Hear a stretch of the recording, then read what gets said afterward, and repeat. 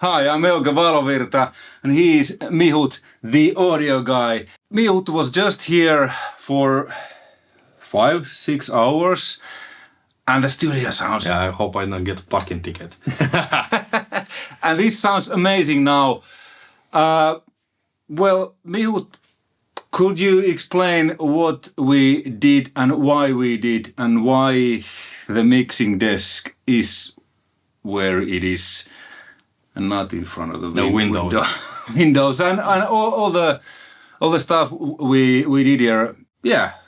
Well, yeah. Basically, when we got the room before you moved to back to Finland, we saw the room and did measurements, and then we thought like, okay, what are the challenges? Because there are a few. I don't know if people realize there are a few things. The room, even though it's rectangular, but the difference is very small, so it's almost square. It's maybe 1.5 meter just longer, and square rooms are not ideal. And then the ceiling is quite tilted. We have almost 1 meter difference between edges, so there were a lot of issues on the right side where the window is, because there the ceiling is quite low, and there was a lot of reverberation, and the low ends accumulate a lot there. So we took the decision to do these custom walls for you.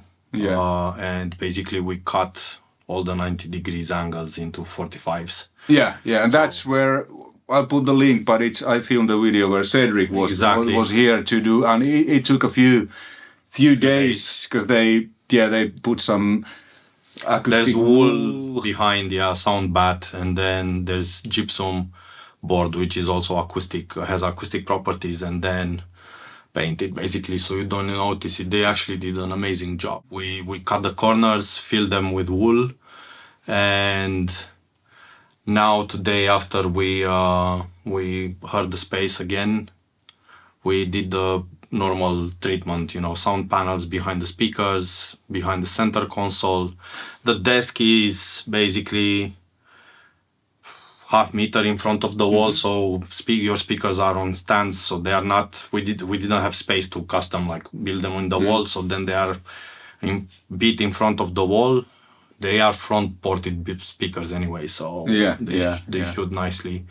And there was this, which I never thought, or I'm not sure if I've seen, but you put the bass track basically under the desk, horizontally under the desk, and that alone made a huge difference how clear the low end because of the ceiling shape. Basically, the bass travels on this side a bit, and then because your desk is open in the middle, it was coming in between. So we did this unorthodox way of using bass traps on the floor, basically, but it helps. And then we have the jig acoustic bass traps on the ends, basically, to close it nicely. But basically, this stops the low ends coming up from under the desk and have reflections. And then we have, of course, the panels on the back. And then you will have instruments, which will act as... because on my previous video, I told them that the guitar hangers will be there, but we decided, because this is better for the sound. The hangers were coming out quite a lot. So the hangers will be on the other side of the wall where the lobby is. Now the guitars I use the most are here, and well, still a few things. We don't have the cloud yet, but it will come. But the room already sounds. I mean, I got like goosebumps. You were like, it sounds better than my studio now. So it's. I've been listening to my stuff, and both of the stuff we mixed and mastered, and it's like, man, this sounds great. Because the stereo separation is amazing now, and also you can work, because this was another thing, not to make the room too dry, but also to be able to work many hours without getting ear fatigue.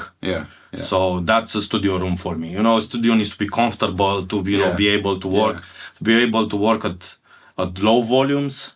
But on low volumes, you need to have good acoustics and, of course, good speakers also, so you can hear everything. Because we tried with loud and low, and with low volumes now, I could feel and hear the low end, which usually is in my previous studio. I'm in there. I mixed quietly, but whenever I needed to really hear the low one, I needed to turn it up. But now I was like, man, I can hear. You can everything. hear it, and actually you can feel it also, and Yeah. it's quite impressive because you don't have a sub. No. So But those go down to 30. Those Eves. I really like them. So the cloud will be here. the cloud will be basically on top of your head, speakers and And then in the front of the window, I have curtains there. yeah, we have an acoustic curtain that unfortunately we couldn't fix today because Yeah. But that's the thick curtain I had in Switzerland, the blue one there in front of the window. So it will be there, and then the doors. That door will actually both doors we'll put some acoustics on them also, but we need some fittings. But you can happily work now. Yeah. No issue whatsoever. This is yeah. I'm really happy. Thank you. I'm glad I hired a professional audio guy. I'm a professional working with audio, but Mihut too. But Mihut also is a professional in designing studios and acoustic spaces in general. Because we discussed that you have done a lot of. There are a few venues around Helsinki, and not only actually in Bucharest also, and I've done in Barcelona a few, and there are a few places now that sound pretty good. Yeah. I'm a big. We were talking about gear basically and so on, as you are with your amps. Yeah. I'm like that with horn speakers. I have this, and I collect them also and build, repair and so on. So I have this thing that I always use horn speakers for projects, and I just like how they sound and how they fill the space up. And yeah, but this is awesome. And so what will happen next is Cedric. You have met him. Cedric will come. I think you have followed all these videos, and Cedric will come tomorrow. Tomorrow, basically he will drill the walls, the ceiling for the cloud and for the lights. For the light, there's one light already there, and there will be more. And then he will also. And then we do the acoustics in the other room where you have the big. Kind of build a ISO booth, so to say, or. Yeah, basically we are going to double, almost triple the wall with acoustics. We will do this wooden frame, fill it up with wool, then put acoustic textile on top.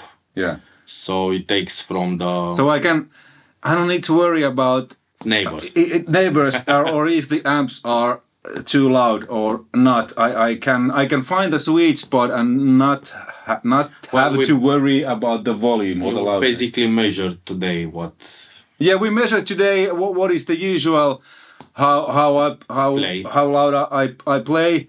And it wasn't almost 91, almost. Yeah, it wasn't that loud. I mean, I used the Soldano. It sounds really good on lower volumes with the Plexi and those old Marshalls. Well, I showed you which was the kind of that was louder, but still, really looking forward to. But this week you should be ready. Yeah, and then record stuff, mix stuff, reamp stuff, and this. This will be a commercial studio. For sure, it looks amazing, and sounds amazing. And maybe we do a chin at the end. I think we will do some listening, good vibing. I always do that actually. I don't know if you have your moments, but like when after a long day, sometimes I just sit in my desk and just listen to all sorts. Yeah. I can go for hours basically. Yeah. And many times I play along, and that can sometimes my wife is like, why don't mute your phone, because sometimes I'll be there like, oh, it's midnight. Oh. Exactly. Well, we both have the privilege to live within few meters of the studio, so it's very easy to get lost in time and space. Yes. But hey, thanks for watching. please stay tuned, because this isn't the end of it, because the studio is not complete yet. The control room is almost, and it's easily the best room I've ever have had. It's amazing. So thanks for watching, and please, hey, check out Mihut's Audio Guys website in the description below, and if you want to have a professionally treated and designed room, Mihut is the guy. All right, thanks for watching, take care, bye. Ta-ta.